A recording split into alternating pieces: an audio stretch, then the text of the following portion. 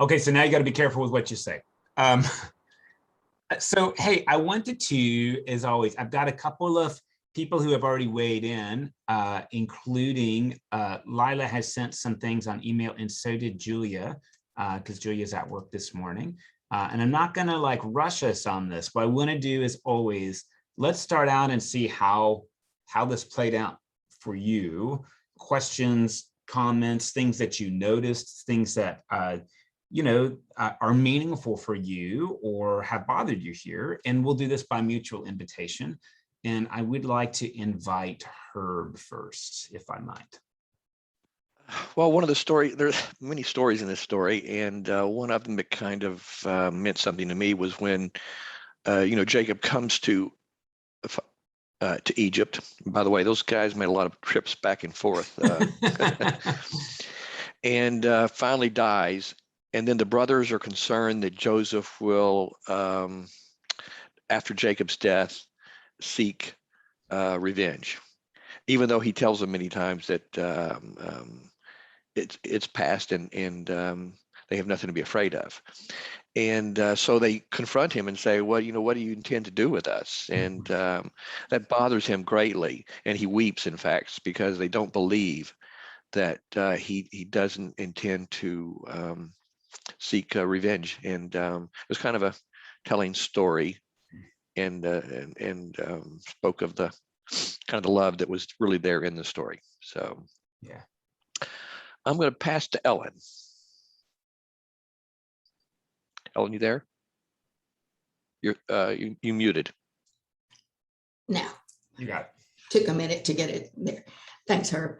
Well, I guess what it impressed me was the overarching theme of man's bad behavior that really results in all this alienation among family members.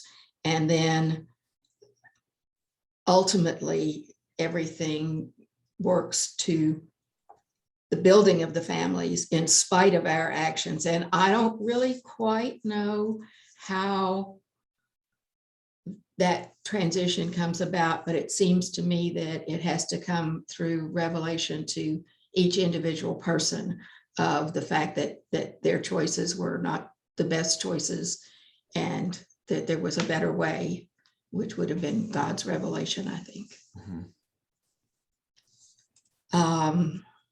How about Kay?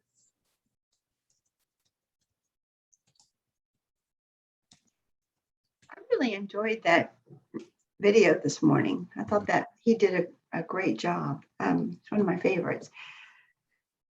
I think that the family, bringing the family together, emphasis was the overlying idea here. But something I really was impressed with that I hadn't noticed until this reading of Genesis was the relationship between Joseph and the Pharaoh. It wasn't a direct relationship. He really worked for the Pharaoh's number one person. And the Pharaoh was there, but it wasn't like Joseph was living there among the Pharaoh and his kingdom. But then when Joseph found out that his fathers and brothers were alive, or Pharaoh found out that Joseph's fathers and brothers were alive, he was so happy that Joseph's family was still there and alive, and so happy for Joseph. So kind of extended family type relationship was brought out to me. And I thought, although they weren't family living together, Pharaoh seemed to be very happy for Joseph. And then, of course, when he sent him away with all the extra things for his family to be brought back, I just thought of extended families and how important they are. John? Thank you. I'm probably the only one on here that was kind of confused during this reading. My first not my first, but the confusion that comes to my mind was, why would Joseph put a chalice in his brother Benjamin's sack and then send people out to accuse Benjamin of stealing it? Firstly, Benjamin is his brother, not his half brother, his brother from the same mother. And so I'm wondering what's going on there. And my second thought, I've got to say, while I was reading this, was, let's take this story out of the Bible, completely out of the Bible. And I'm thinking, this is bizarre. I can't imagine what anyone would make of it if it weren't in the Bible. So those are my two thoughts. And I'll pass it on to Tim. Thank you very much, John. The one little incident that I found kind of strange coming after all that we've seen before is when Joseph takes his sons to be blessed by Jacob. Oh. Jacob wants to bless not the first son, but the second son. I thought we had gone through all this before, but we hadn't. So I thought that was just kind of a weird kind of thing in there. I didn't understand why it happened.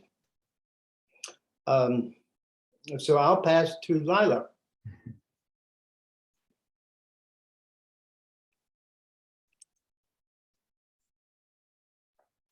Good morning, and I cherish our time together looking at scripture as my extended family. Thank you, everybody. So this is one of my favorite stories. I said story, didn't I? It's so rich with action and emotion and motivations, and the Romans 8 is such a beautiful, consoling passage. And I love that. I love that. I have a little trouble, and I sent this to Mike, with well, two things. This theme of the underdog by hook or by crook is going to prevail. And I wonder if those qualities, or that kind of a character of a person, really was admired at the time of this writing, or was it just because Israel was so small, the stories were written down to kind of empower that tribe? But I don't know. The other thing is this idea of providence, and that God works to the good, anything meant to be evil to us. And the problem I get with that is when prayers are not answered, when your loved one doesn't survive the illness, then is that God withholding love, grace, and healing? And so the idea of an interfering God is troublesome to me. The idea of a loving God that journeys with me through heartache and hardship and being the victim of different evils feels better to me. And Mike, is that heresy? Am I on the heresy track? I don't know. According to whom? So that those were my impressions. And see, John K. Graciela. Oh, thank you. I think what I think about the Joseph story, I grew up on my dad's family. There were seven brothers. And their relationships were really, well, when I read the Joseph story, it makes me think about the relationship between these seven brothers, these uncles that I grew up with. If they ever had, and I would just say this, and I don't know if that's how this applies exactly. If they had disagreements within each other, that was within them. But if an outsider came in to say anything about, they would all band together to protect the brother, whoever the brother was or whatever. They all stood together no matter what. So no one else from the outside could, and I'm not, that doesn't really apply to the Joseph story, but it's just life experience. And when I think about the Joseph story, I think about that unity between brothers, that love between them. So that's really where it applies to my real life. I'll pass it on to see who has not been called. Amber. Amber.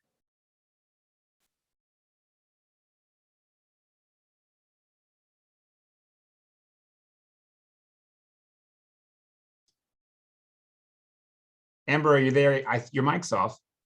I mean, sorry, your mic's on.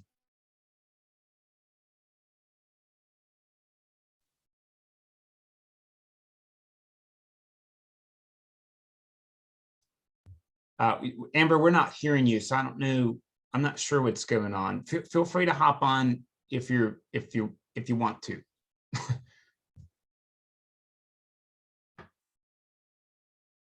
A really great observations, everybody, and I really appreciate it. I want to maybe share a couple of my own reactions that I've been thinking about a couple of years. Amber, if your mic comes on, just interrupt me because I'm really happy to sit back. I sort of grew up with the interpretation that Joseph is testing his brothers on this to see if they've changed. But recently, I've come to think that perhaps Joseph was in fact planning on getting some ice cold revenge because he set all of that up to like absolutely work his whole family over. And it doesn't matter which way you approach it, but honestly, in my take, he's set up, he's poised to get revenge, and then he decides not to. And I actually find that a really lovely reading.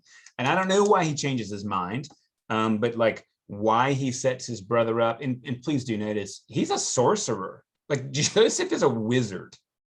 He's got a diviner's cup, and like the Torah forbids that. Like the guy reads tea leaves or wine dregs. That's what he's doing, right? He drinks the wine, he looks at the dregs, and he predicts the future. So please, sometimes we skip right over that stuff, but the polytheism is kind of all over the place. And you're going to see this when we get to actually next week's reading, right? Like Pharaoh's got these magicians and they can do like magic. And the Bible believes they can do that. So like they really can turn rods into snakes. We say, oh, people can't do that, but the Bible thinks they can. Well, I like the story that you used to know. That in answer to John's question is that Joseph is testing all the brothers, not just Benjamin, to see, do they love each other? Will they respect their father and protect their brother? Will they go to bat? Will they put themselves, sacrifice themselves for Benjamin? So it's a nicer story than yours, but well, I'm not sure it's nicer, to be honest with you. I think it just lifts up a different thing. And to be honest, like I tend to resist the idea that God tests our faith, because that just seems really arbitrary, and the collateral damage of that seems really tough to me. And that's why I'm resisting it on Joseph a little bit. But to be honest, like as a brother, there's times when I've been poised to have revenge, and I've thought like, well, maybe not. And so that rings true, and honestly, like, I think maybe when you read this story, and this is why I think it's an interesting story, it's very, very human. And in the end, Joseph makes a turn. And so in some ways, like, it really is a great story. Like, hey, Joseph has this reaction and he aborts in the last minute, and we can do that too, so like, I don't want to say one reading is right and the other's wrong. The reason I like this reading is it offers an opportunity to go back on our awful plans. If that makes sense. Mike, can you hear me? Yeah, you're good, please. Okay, I have no idea what happened before. I actually had a lot of the same thoughts as Lila, just about, God interfering in certain things, and the just, the contradictory nature of praying to God for intervention in tough things for our lives, and being really thankful to God when we feel like he does, and then he doesn't always intervene for other people. And I was raised to kind of take this maybe to just apply to literally everything. Like, if your loved one dies, then perhaps God was sparing them from a lot of future suffering and stuff like that, which like just gets really complicated to continuously believe in, because it's anyway. And so, yeah, I mean, so I won't, many of my thoughts were the same as hers, so I won't reiterate those, but I thought the scripture that was highlighted, I will bless those who bless you, and whoever curses you, I will curse. It's so fascinating to me. Like, the God of the Old Testament is just straight up vengeful, and the one of the New Testament is so loving and forgiving, and it's just so funny. But then the second half of the verse is, and all peoples on earth will be blessed through you, meaning, like, it's weird. He's like, I promise to bless who blesses you and curse who curses you, but really you should be a blessing to everybody. Yeah. So I don't know. I find that fascinating and fun in a weird way. I don't know. Thanks for naming that. And if it's okay to chime in, I think I'm not trying to evaluate what you said, but that's actually one of the things I love about the Hebrew Bible, is it's so both and like, like, I think there's a lot of breadth to that idea, right? And when you think about, like, if God is really omnipresent and like in all people, then yeah, like, blessing somebody is going to be a blessing. Even if they're difficult to bless and love, like, that's a way that we do this. And that thought that really we're meant to be a blessing to the world, I think that reading underlies all of this, right? And the way theologians do this is they have this nice little phrase that Abraham is blessed in order to be a blessing. And that reminds us, I think, that, like, again, privilege is real and blessings are real. And what we're supposed to do to them is not hoard them, but share them. And I'm very comfortable with that idea, that God doesn't, like, enrich us so we can be rich, but so that we can be distribution centers. I mean, I think that's like a nice idea. Yeah, I also really feel like it just speaks to the dichotomy of human nature. I mean, you have these two things living inside of you, and every time you're with someone who's either blessing or cursing you, obviously it's tougher when someone's cursing you, but you have a choice to either curse those who curse you or to be a blessing to everyone. And so it's very human. I think that makes total sense. And I think, again, to me, this is like what I love about our Jewish brothers and sisters, honestly. Like, even when we get there in 2 weeks, they don't hear the 10 words, they don't hear them as commandments, they hear them as commitments. And they're commitments, like, when you keep the 10 words, don't murder, don't steal, like that enriches all of humanity and not just you.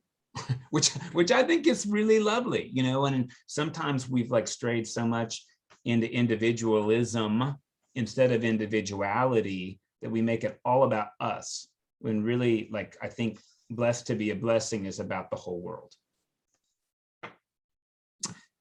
So, Lila, I don't have an answer for you about the question, does God interfere in human doings? But maybe it's helpful to hear that there's another way to translate that Romans 8:28. In all things, God is able to work for the good of those who love God. And I want you to hear that subtle twist. Instead of God does, which to me implies fatalism, God is able means if we'll receive that gift, even the most painful things can be redeemed.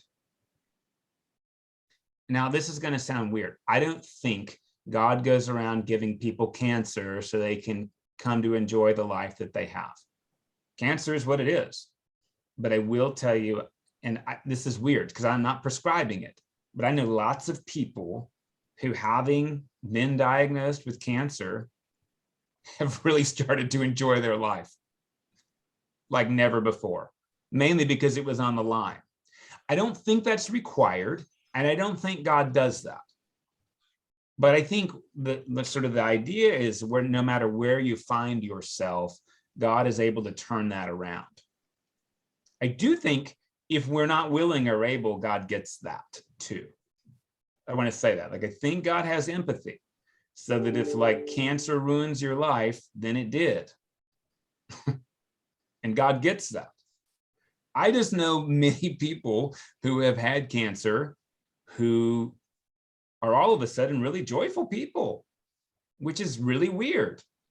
I know that about alcoholics who have actually gone into recovery. That recovery is really, really difficult, right? But I know a number of alcoholics who have said, like, man, being an alcoholic turned my life around for the better. But I don't think that's prescriptive, like this happens in order to. I think it says this happens, and then there was an opportunity there and I seized it. I don't know if that makes sense.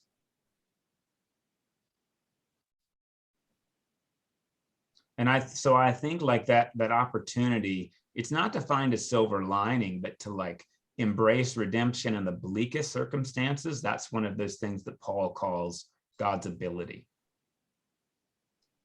I do know why God lets some people suffer. I mean, I am very taken with the cartoon of this guy sitting on a bench talking to Jesus saying, hey, why do you let people starve? And why do you let racism run rampant? And Jesus says, funny, I was going to ask you the same thing. And so I, you know, that reflects a lot of my own personal faith. I mean, why does God allow us to make free choices? I mean, there's a lot of philosophy about that. I just kind of believe God does allow us to do that. Why, I don't know. Why is a tough question, and maybe I want to suggest this to you.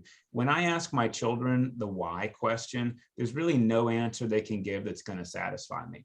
Because when you say, why did you do that? It's actually an accusation and not a question. I don't know if that rings true in your own experience. Tell me what you were thinking is a little better. Although it depends how I ask it. And we do this business to God. And I want to suggest, like, God can handle our accusations. It's just unlikely we're going to hear any kind of answer that'll make sense to anybody else. Because when you make an accusation, you're not ready to listen. So I just think the why question is often a tough one. I will say in Psalm 27, the question is, what does the Bible mean by salvation? And obviously at the time of the Psalms, well, I don't know if this is obvious. I want to share with you, our Jewish brothers and sisters did not believe in heaven or hell, period. They did not believe in an immortal soul that was separate from your body. And this is good to hear. When the scriptures were written, your soul was not something that you had. Your soul was the amalgam of your being. So you don't have a soul, you are one. And your soul is your body, your mind, your spirit, all of that compressed. And by the way, it lives in your neck, not in your chest. It lives in your breathing, right? So since all of that eternal life business is off the table, I really like Episcopal preacher Barbara Brown Taylor's definition of salvation. She says salvation happens anytime someone with a key uses it to unlock a lock that they could have locked. So salvation happens for Joseph's brothers because he unlocks that lock. And consider, Joseph locked the door on them himself, but he embraces salvation when he unlocks it. I don't know if that makes sense. Salvation, though, is really about living into larger life now. That's Hebrew Bible. By the way, I think that's New Testament language too. When the Gospel of John talks about eternal life, he might also be talking about what happens when we die, but he's most certainly talking about what happens when we live. Eternal life is not a quantity of living, it's a quality of living. And I want to suggest salvation is a quality of living, not a quantity after. Hopefully that makes sense. I don't know about the trickster. Here's another question about tricksterism. Again, like I guess it is the case that the tricksterism thing is that these are like culturally impoverished people living as a buffer state between two really strong nations. So it's a description of their lot in life. The only way they can succeed is by hook or crook, because they don't have technology on their side. They don't have critical mass. The land is actually capricious. You know, in Mesopotamia, you've got the Tigris and Euphrates rivers to irrigate. In Egypt, you got the Nile. But in Israel, unless you live around the Galilee, the rain didn't come, you're going to starve. And the Galilee is really small compared to the Nile and the Tigris and Euphrates rivers. I don't want to over comment on this, and I'm afraid I'm doing that. So please, I'm sorry about this. Please interrupt me. But the question does come in, like, what about intercessory prayer? And I was taught, I just want to be honest, like my formation as a young person was that praying for other people's needs, like God healed Janice, and God, my brother, like needs to be saved, and God, you know, like sort of like identifying these needs to God that God should know about and God should do something about. I don't know, I'm having increasing trouble with that mode of prayer, because, like, I guess it depends what we think prayer does. Does prayer change God's mind, or does prayer exist to change ours? I mean, most Christian mystics say prayer is not for God, it's for us. I do see the value, honestly, of lifting people up in prayer, and by that I mean empathetically considering other people in God's presence. As long as I'm open to God directing me how I can better love them or how I can have more compassion for them. So I don't want to overshare this story, but I've mentioned it before. One of my last parishioners got stage 4 ovarian cancer in her early 70s. And y'all know you're going to die from that. I mean, if you don't know that, let me tell you, you're going to die from that.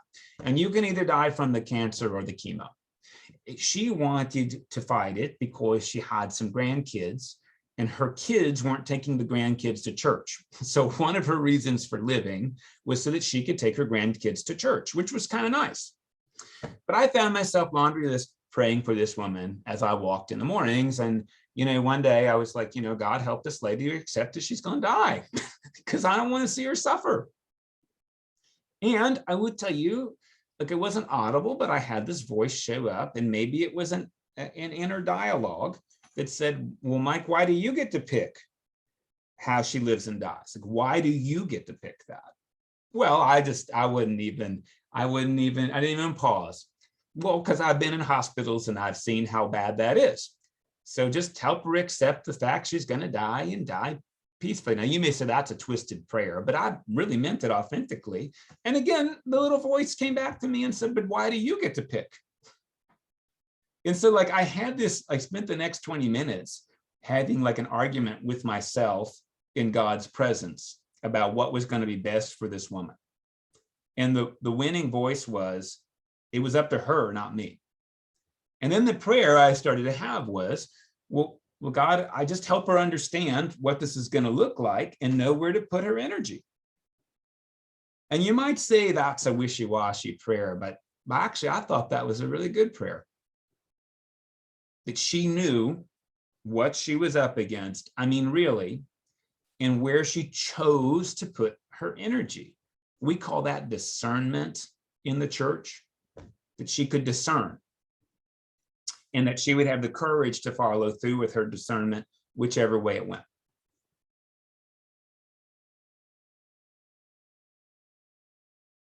to be honest with you, that's how I tend to pray when my brain's working, instead of saying something like, God, this 85-year-old man with Parkinson's is having trouble breathing. Heal his trouble breathing. That prayer doesn't make sense to me.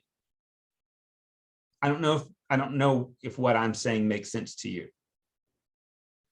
It's not that I don't lift the man up in my heart in God's presence. It's just that I just change what I'm asking God to do. So, Mike, that's how I prayed when Jim was in a coma in ICU for 35 days, because I told the doctors, I said, there are things worse than death, and we're not going to condemn him to any of that. Yeah. So that exactly was my prayer for him. And just, that was it. It was a great comfort. Being in the presence of God with that was a great comfort to me.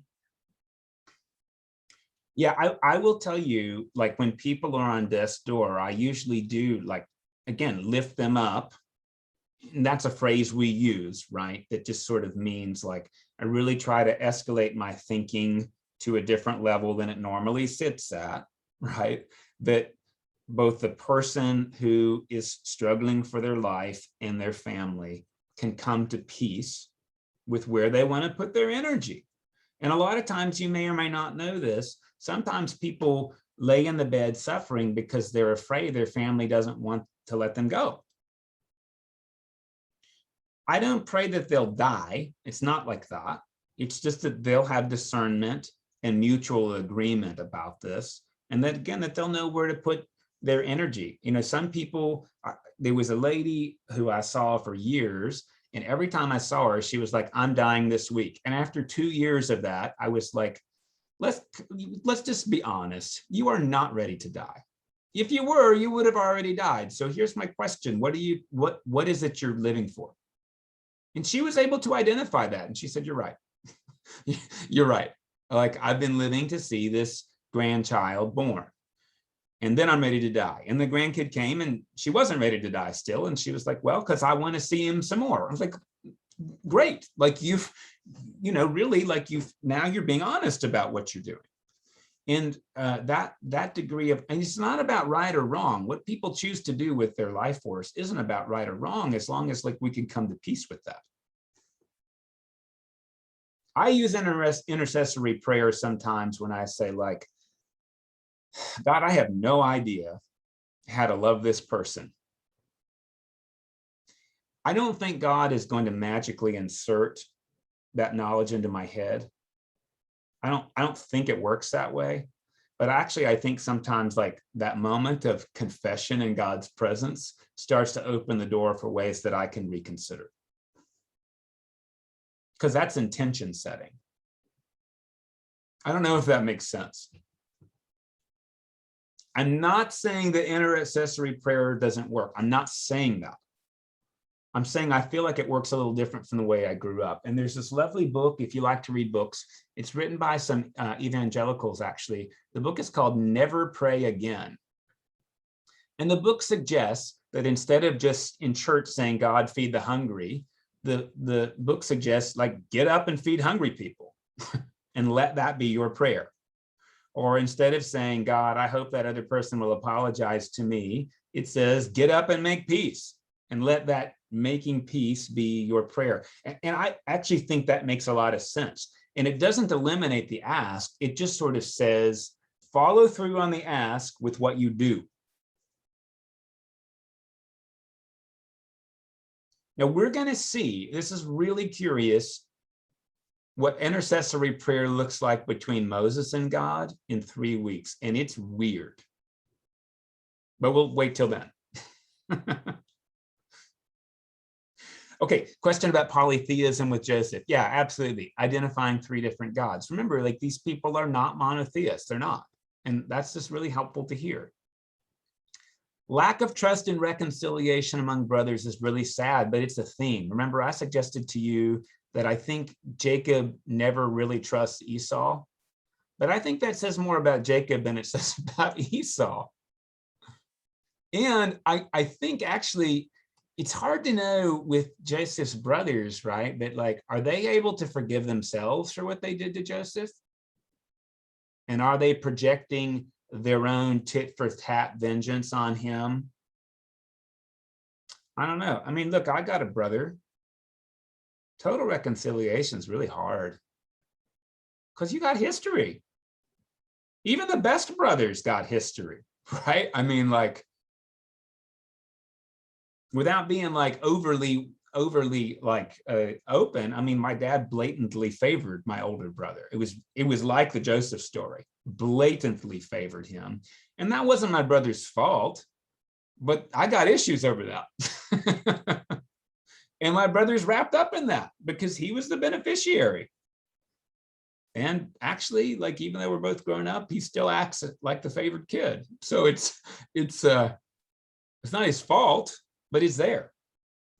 And so like that makes overcoming that, I think, difficult. So I find that story really true to life. I just got to be honest with you. Like, I think this is one of the things I love about the Hebrew Bible. I think it nails us so much better because it's stories about regular people, you know, like these are regular people. If I'm honest, I read these stories and I'm like, what the heck were you thinking? Oh, except like, what was I thinking? You know, like, I just think the story gets us at every turn if we let it. Why does Joseph set up Benjamin? Because we do crazy stuff like that. I mean, like, you know, like, what? I don't know why, except that we do.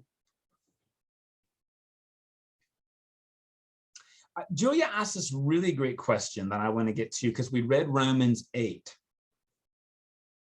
And Romans 8 is extremely rich, I want to suggest to you, but there's a lot of potential in Romans 8 to do some distorting. Julia said, wow, when I read Romans 8, I'm really hearing penal substitutionary atonement.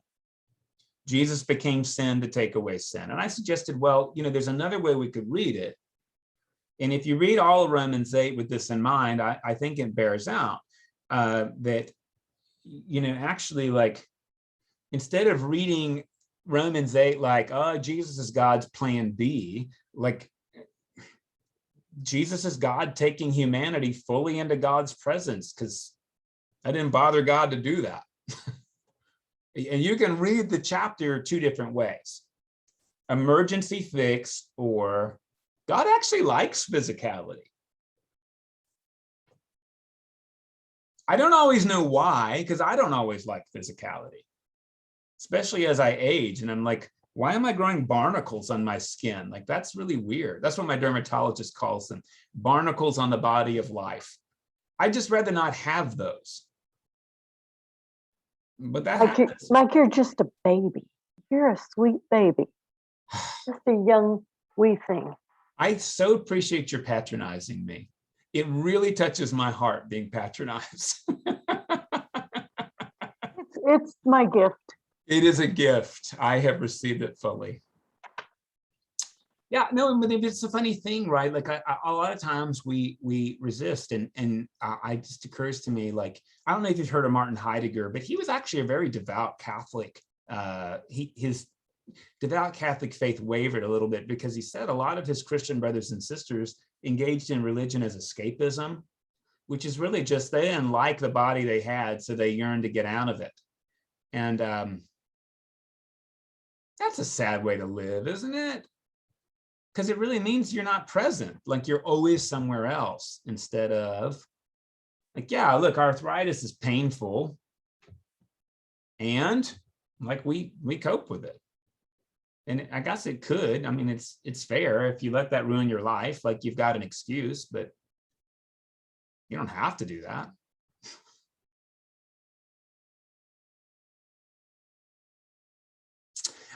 So I want to draw out that, like, as a kid, we just didn't do a really good thinking about this Romans chapter. I mean, notice that, like, neither depth nor breadth nor height can separate us from the love of God that's in Christ Jesus. Like, that's amazing.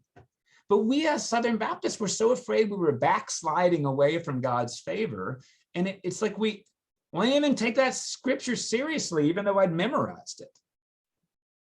Nothing can separate you from God's love except for you. That's how we read it. But that's not how it reads. Neither you nor others can separate you from God's favor and love. I mean, that's a beautiful sentiment, don't you think? I think like how we struggle to live into that fully just seems really important. And so like I'm on that spiritual journey, and I know it's bothersome, but it just sort of means, I guess, like instead of saying communion's for the baptized or grace is for people who earn it, if really nothing can separate us, then I shouldn't be separating people from the favor expressed to the church. I have, and I know where it comes from, but like sometimes we're really caught up on like, well, we don't want to condone sin, as if that has anything to do with being gracious. We're like so afraid to send some kind of counter message that we withhold grace. And that just seems so counter this whole chapter. This is like the ultimate chapter of Romans. It's dead in the middle. And I just wish we'd take it more seriously. I do. I wish we'd take it more seriously. I'm struggling to do that because I have a hard time separating accountability and grace. I believe in accountability and I want to believe in grace, and I don't think they're mutually exclusive.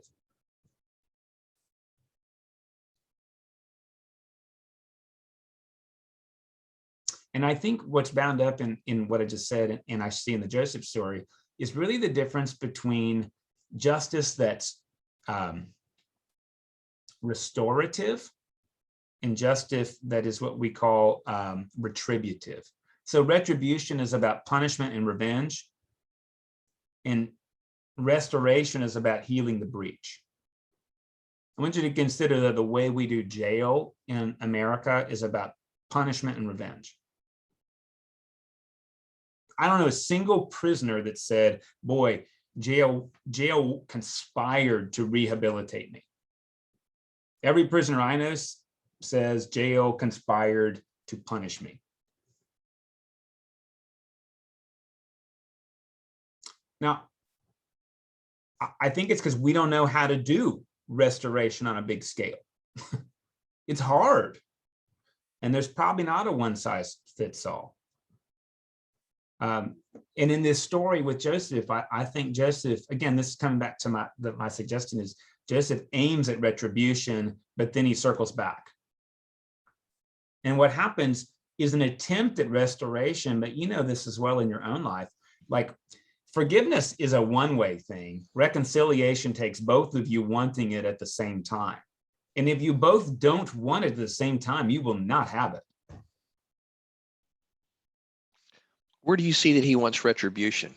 Well, like I say, he sets up this whole business with them being spies, and he puts his sorcerer's cup in his brother's thing, right? He puts Simeon in the jail for at least a year. Mm-hmm. And look, jails weren't sweet back then either, right? I mean, I don't know if he gives him water torture while he's in jail, but that certainly could have happened. So he, I guess you could say like Shimon is just like a unfortunate casualty in Joseph's plot to test his brother's faithfulness. But man, that's an unfortunate casualty.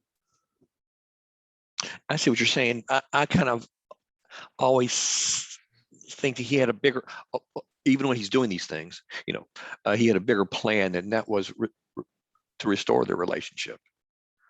That was the vehicle for doing that. That would be cool. I am not like Joseph if that's the case. Uh-huh. I'm usually surprised by graciousness instead of like plotting on it.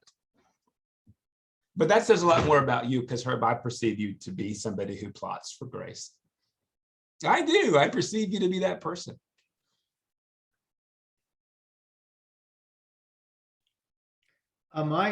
Yeah. I guess my thinking is that Joseph had no idea that his brothers were going to show up from Canaan. And they showed up and he recognized who they were, and he was mad. He was angry. And so I think he wanted retribution. He wanted to punish them for what they had done to him at first. And so I think that this, in a sense, was a process that he went through from the point of being angry and wanting to punish them to a point at which he did many things to try to make their lives difficult. And then ultimately he recognized that this was not good for him. And so as time went by, I think he became, he grew to recognize that they were family and that he should forgive them. And that's in fact what he did in the end. Just my thoughts. Yeah, I mean, I think it's a fair thought. I think that's like a similar idea I've had, John, is that Joseph realizes he can kill all of his brothers and then he won't have any family. Tim? Well, Mike, it seems to me that the Pharaoh was also a very compassionate person. And so I think that probably influenced him in the end. I don't know. That's a lovely read too, that maybe Joseph learned something from the Pharaoh. Yeah. Yeah. This story does set up, I realized last week when I was talking about Joseph inventing slavery, that happened in this reading, not last week. Sorry, I was reading ahead. But you do notice, right, how he takes all the money and all the livestock and all the land except from the priests, and now Pharaoh owns all of Egypt. And then he gets the choicest land, which is Goshen. Goshen is like in the Nile Delta, right? So you know how the Nile works. It flows north, and then the Delta is where it splits out. If you look at a satellite picture, you'll see as the Nile goes north, there's green, like barely on the sides, and then it's all brown. But when you get to the Delta, the whole thing's green, right? And that's like choice land. So Joseph gets the choicest land for his relatives. And you might understand then why the Egyptians come to resent him and his people, because essentially he puts himself at the top of the caste system. Hey, Mike. Yeah. How long were the Jews in Egypt? I heard it was 475 years. You know, it all depends on your dating, and it's tough to say, like, when was Abram around and when was Moses around? I mean, based on like the domestication of camels and other markers like that, 100 to 200 years. But it's also fair to say that archaeologists have not really found any evidence for a mass exodus of people from Egypt. It doesn't mean it didn't happen, it just hasn't been detected as exactly described. Is there any archaeological evidence that the Jews were there in Egypt? Well, it is true that Pithom and Ramses were treasure cities, and you'll see that when we read next week. Those were treasure cities and they were built. There is this old Christian assumption that slave labor built the pyramids. Archaeologists have really challenged that, saying that was skilled labor, not slave labor, and that those things existed before Hebrew enslavement. So, Tim, I think a lot of it depends on what you bring to the inquiry rather than what the inquiry independently asserts. It's just there's just not a lot of stuff. But that doesn't mean it didn't happen like this. It just hasn't been discovered. Well, it seems to me that some of the Egyptian writings would have pointed to that. Well, one would think so. But if you watch Cecil B. DeMille's movie, The Ten Commandments, there's a great explanation that why that's so. Let the name of Moses be stricken from every obelisk and every record. I don't know if you've seen that, but that's a Pharaoh's mind. Yeah. So the Pharaohs like edited all that out on purpose. Yeah, it's an interesting idea, but it's really hard to erase a granite engraving. I know because we've done it here. It's pretty hard. Takes a grinding wheel. Herb, you're ready. I see. For what? Wow, your mic's on. I thought maybe you were going to. Oh, I'm sorry. No. Okay. Okay. Hey, Julia drew out that the name of Jacob oscillates. Jacob, Israel. And she said, that's weird. Why does that happen? Because, you know, in the Abram story, once he becomes Abraham, he's Abraham here on out. And this isn't a great answer. You're not going to love it, but it appears that the northern 10 tribes stuck with the name Jacob, and the southern tribe of Judah called him Israel. So perhaps this is commingling of sources. Well, I'm certainly happy I'm not the only one confused then. Yeah. Even God, when God talks to Jacob, sometimes he calls him Jacob. And which so is that funny. might be a northern story that made its Yeah. way in. That's, you know, like that's the best we can do, because it is weird. Normally a name change is permanent. Yeah. Were the Levites present both in the north and the south? Yeah, they're the only group that made it into both. And remember, those are like priests and butchers and public health officers. I am so glad people do not come to me at their priest and say, is this a pimple or a boil? Like, I'm just so glad. But that's what the Levites did. No, really, they assessed whether somebody was unclean or they just had a pimple.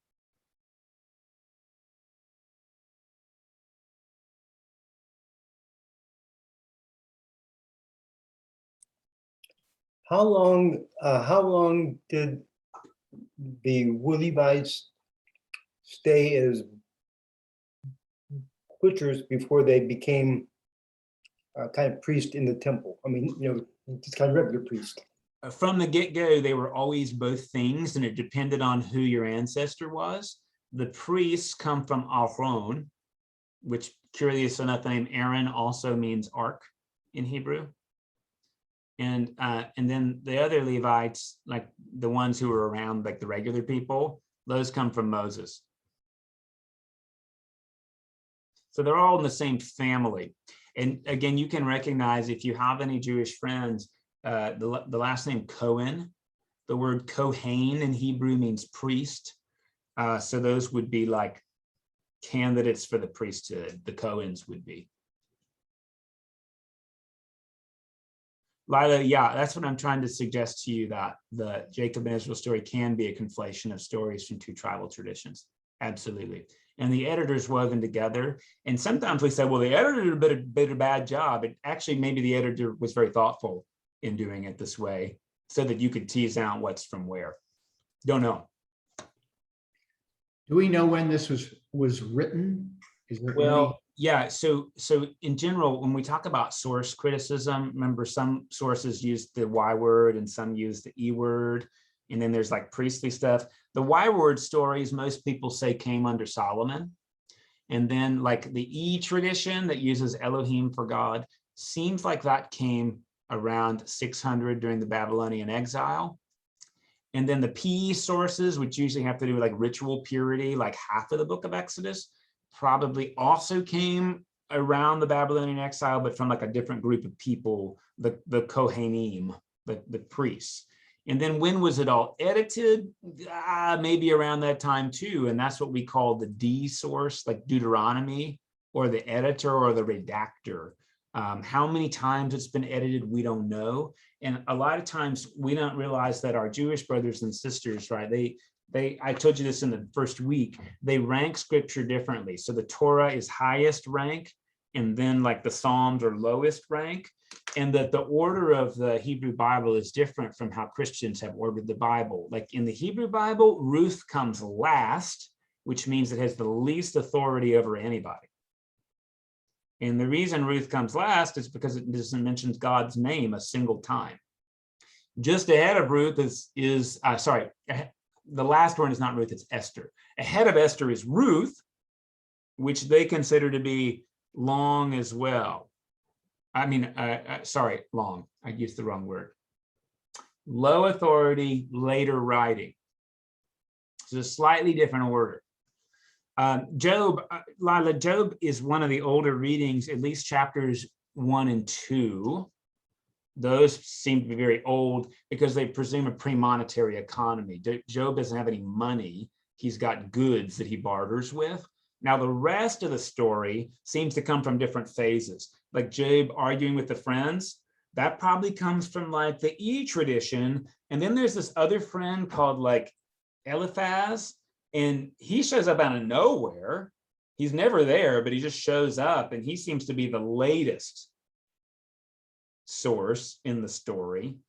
And we don't know about God speaking from the whirlwind when that shows up. So there's like at least a couple of sources that are woven into Job, and they're relatively obvious, again, because like this fourth guy is never there, and then he just shows up. Like it's a real uncomfortable reading that he comes out of nowhere.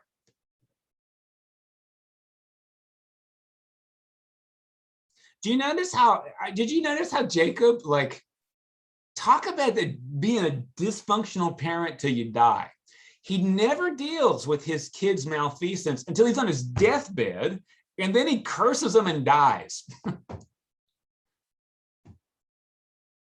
So that there's no conversation. And you see who the worst people are. The priests. And what's interesting is, like, when you read the Torah later, it's like, oh, well, the priests don't own land so they can serve everybody else. But when you read Genesis, the priests don't have land because Jacob curses them. So which one is it? It depends which one you're reading, or maybe it's both at the same time, you know? And look, there's a great way to read this. Instead of behaving like that, like, when you got a conflict, go make it right. Don't wait till you're dying. I mean, you know, like that made me sense to everybody on the screen, but that's a really great principle we get from this story. Do not wait until you're dying to curse your children.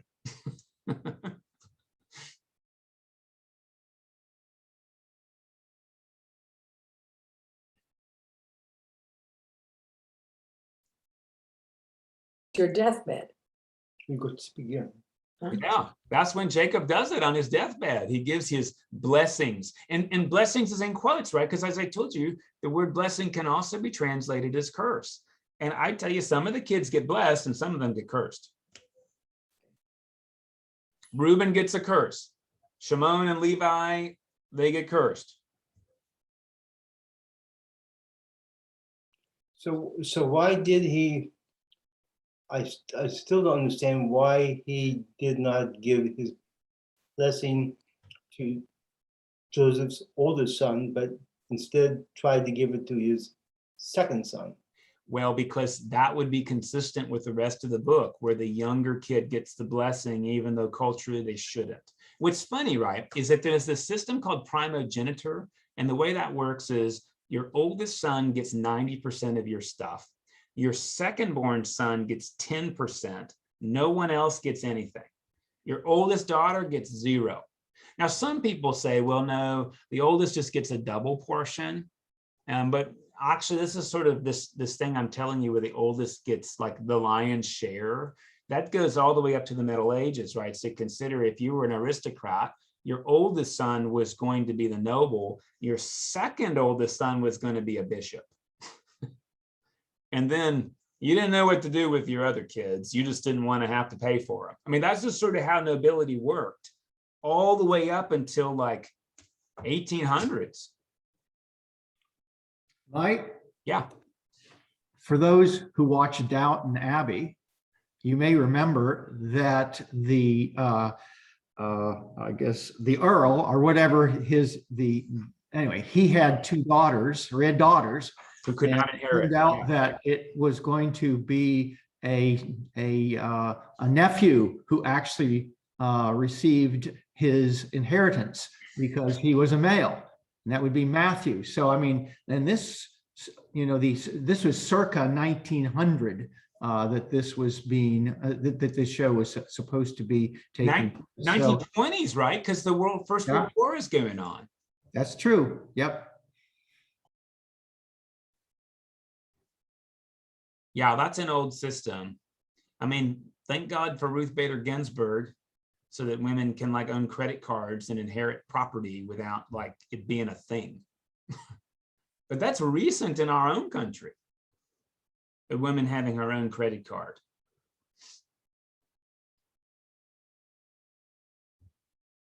Have any of you seen Andrew Lloyd Webber's version of this, Joseph and the Amazing Technicolor Dreamcoat? Yes. Yeah. You know, he wrote that as a senior in high school. That was for a school project. He and Tim Rice were both high school students, and Sir Andrew wrote the music and Tim Rice wrote the libretto.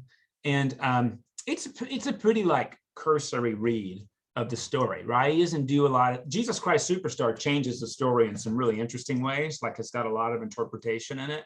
But the Technicolor Dreamcoat is pretty surface. But it's an interesting story for sure, right? It's an interesting story. It's got some wonderful musical numbers that include like Hebrews being submitted to the Holocaust, right? I don't know if you know this. When Joseph gets thrown in jail, there's reminiscent. The line is, "Give me a number instead of a name," right? And that refers to Nazis tattooing your number on your wrist. If you're looking for some light viewing, I'd suggest it to you. It's an interesting show. It's been such a long time. It's worth watching if it's been a long time. I prefer the Donny Osmond version, just because that's the first one I heard, and so like I like their singing the best. Well, it's fun for children too. It is fun for children. What's funny, right, is that this is not really a fun story for children. It's about favoritism. You know, it's got some vengeance in it. It's got some slavery. It's like this funny thing, right? We love to tell children the story of Noah's Ark, but man, that's a tough story. I got to be honest. Like, that's a tough story. But it's got animals in it, so kids like animals. You know, like it's so funny how we do this stuff. You know, like churches love to talk about animals. You know, well, all right. Like, why don't we talk about stories where people like behave well? Yeah. Anyway, well, that's why I want to lift up Herb, coming back to it. Like, this is why I really want to lift up this idea that Joseph changes his mind, because if we hear the story as Joseph engineers all this to test his brother's faith, then you should do that too. And I want to suggest you should not do that. You should not test your siblings by incarcerating them and bringing grief upon your aging parents. That collateral damage of that should be unacceptable. This is like a good thing to learn from the story, right? You can choose, and this is the phrase, right? You can choose to be right, or you can choose to practice righteousness, but you can't have both all the time. And I think Joseph's story comes to that conclusion. He could get even, and he could, but I think he realizes that like when you get even, you lose your whole family. There's times I would like to do that, which is why the story speaks to me. And it's why God created dogs, to make up for having made our families. Do you think that also, because at this time Joseph has children of his own, maybe that also has an influence on him? Yeah, I mean, I think almost everybody on the screen can attest that being involved in the raising of children, whether they're your own or not, it changes you, absolutely changes you. Taking care of people, whether they're your students or they're in a hospital or they're prisoners, I believe that changes you. And all of those functions are really parenting functions, right? They change you.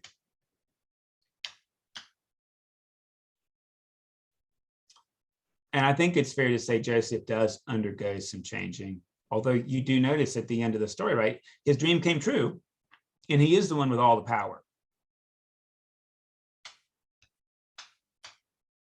Mike? Yeah.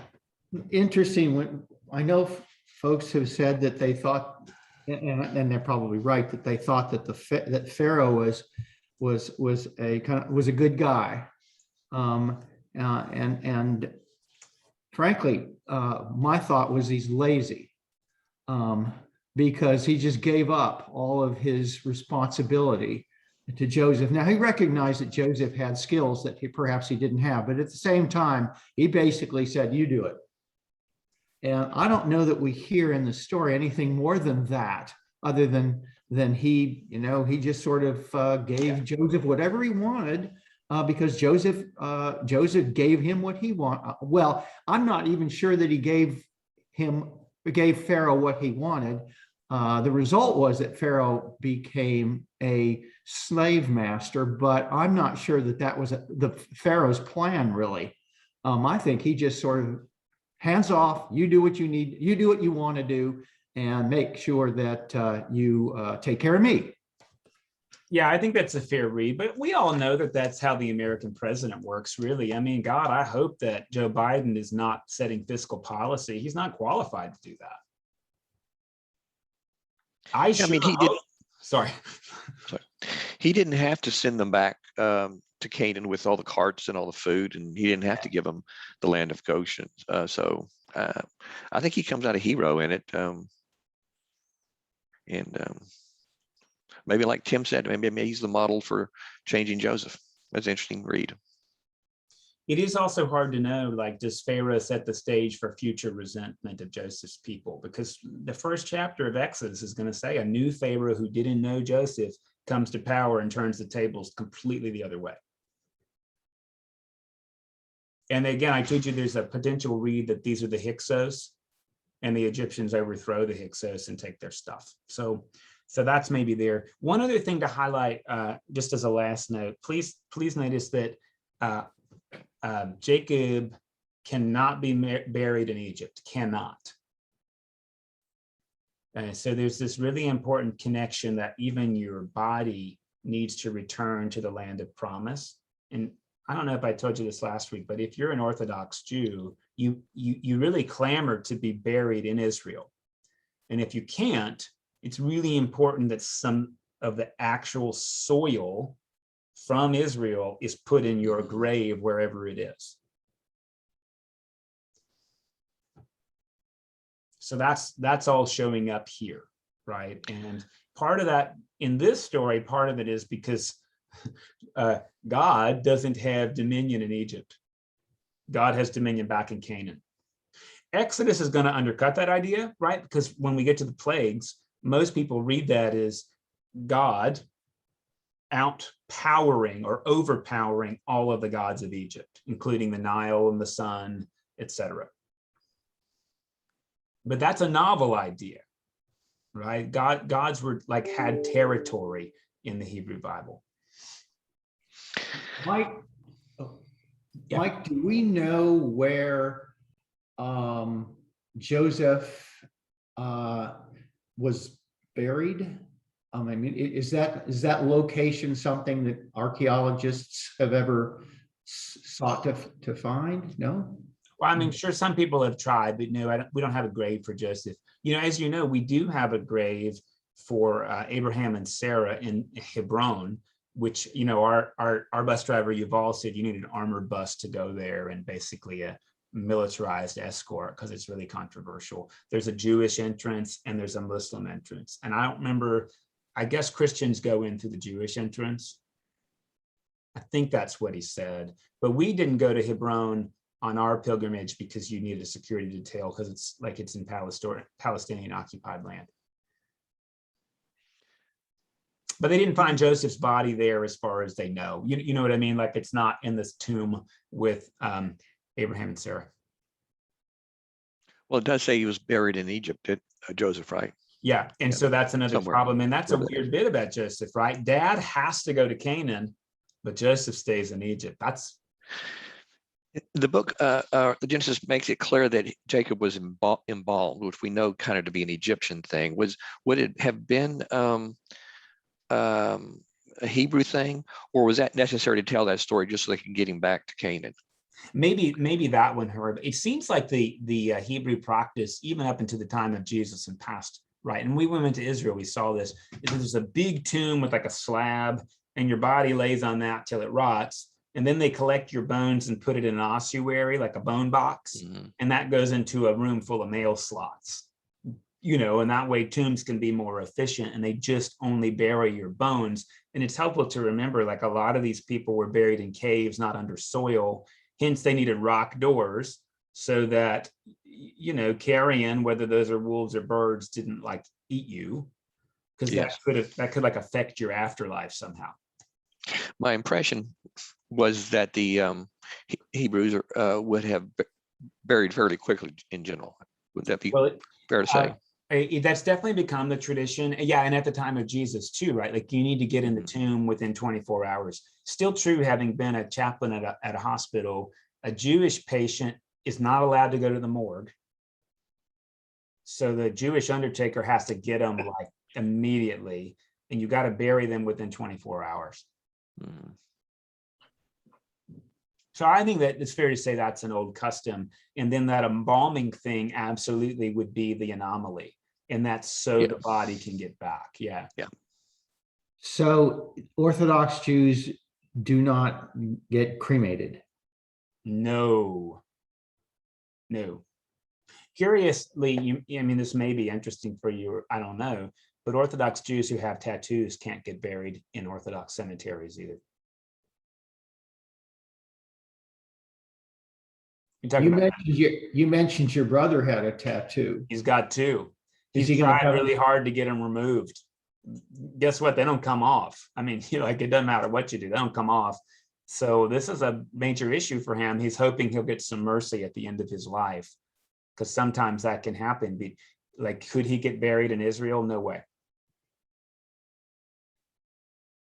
Because he's got tattoos from prior to his conversion. Where I suppose he could just chop his arm off or something. After he dies. Well, some people actually consider that, and that's where you got to think about, like, whether the rule is serving life or not. Of course, I'm not Orthodox Jewish, so I'm able to critique it from afar. I hope he has peace with his final resting place, wherever that might be, because everybody should. Like, that would be really sad to be anxious about that your whole life. That would be really sad. Okay, last thing to say, I'm going to be on a Camp Allen trip next week with the school, so I won't be here Wednesday, and I'm wondering if we can meet on Tuesday next week instead. Same time, same place. I'll put it in the e-news. So we'll be reading chapter 9 next week in the book, which is the beginning of Exodus, and we'll be on Tuesday from 9 to 10, just like we are today. Thanks, everybody. Thanks, everybody. Hope you enjoyed Genesis. Thank you. Bye. Thank you, Mike. Have a safe trip. Thank you.